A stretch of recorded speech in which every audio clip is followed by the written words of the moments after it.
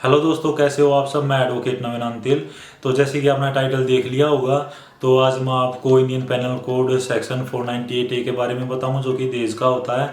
और साथ ही साथ मैं आपको हिंदू मैरिज एक्ट सेक्शन 9 के बारे में बताऊंगा। और CRPC 125 जो कि मेंटेनेंस का होता है, जो कि लड़की अपने हस्बैंड पर डालती है कोर्ट में। और डोमेस्टिक वायलेंस के बारे में बताऊंगा कि यह क्या होता है और कैसे हम डोमेस्टिक वायलेंस का केस कोर्ट में फाइल कर सकते हैं।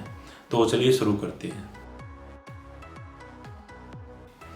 तो सबसे पहले Indian panel code section 498A यह देश की होती है, जो कि लड़की अपने हस्बैंड पर डालती है। और साथ ही साथ अगर जो कि लड़की का हस्बैंड होता है, उसके घर वाले अगर उसको किसी चीज़ को लेकर डिमांड करते हैं, उसके साथ किसी तरह की मारपीट करते हैं, तो जो लड़की है वो 498A के तहत FIR दर्ज करवा सकती है महिला थाने में। ठीक है। अभी 498A जो होती है उसमें 3 साल तक इसकी सज़ा होती है और यह नॉन बेलेबल होती है। लेकिन इसमें जो लड़का है वो एंटिसिपेटरी बेल लगा सकता है, और साथ ही साथ अगर वो चाहे तो रेगुलर बेल भी लगा सकता है। अभी रेगुलर बेल भी हो सकती है, डिपेंड करता है कि अगर किसी लड़की ने अपने हस्बैंड पर जो कि 498 डेज का झूठा ही FIR दर्ज करवाई है, और लड़के के पास एविडेंस कोई सबूत है जो कि कोर्ट में वकील के थ्रू पेश करता है, तो उससे साथ ही साथ बेल हो सकती है, रेगुलर भी। अभी एंटिसिपेटरी बेल भी हस्बैंड लगा सकता है, लड़का लगा सकता है वो। और साथ ही साथ अगर घर वाले का भी नाम अगर लड़की ने गलत लिखवाया है, तो जो लड़का है और लड़के के घर वाले हैं वे SP ऑफिस या SP ऑफिस में जाकर दोबारा या बता सकते हैं कि हमारे खिलाफ झूठा केस है, दोबारा हम इंक्वायरी चाहते हैं, तो प्लीज़ हमारी सहायता करें, हमारी हेल्प करें।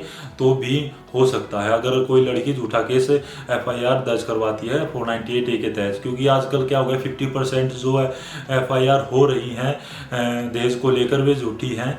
और क्योंकि मुझे पता है, मैं कोर्ट में ही रहता हूँ, तो इसलिए आपको बता रहा हूँ।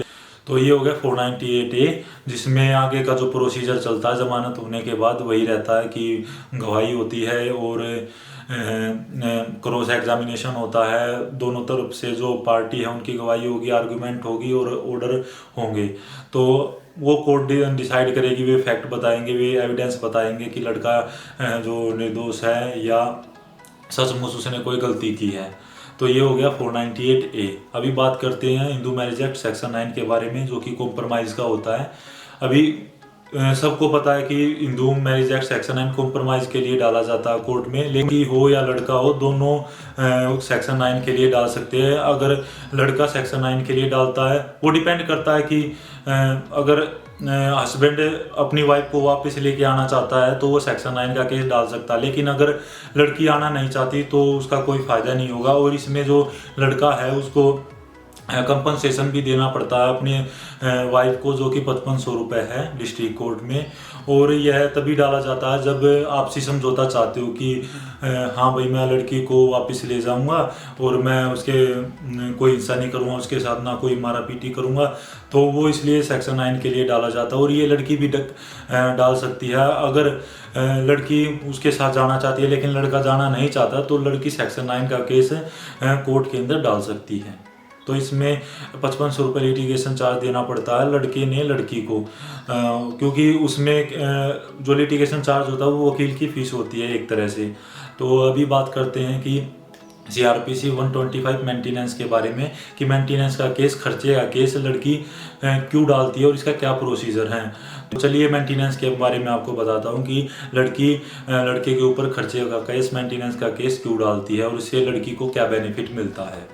तो जब लड़की लड़के के ऊपर मेंटेनेंस का केस डालेगी, तो उसमें लड़की को बताना पड़ता है कि लड़का क्या काम करता है, उसकी मंथली इनकम क्या है।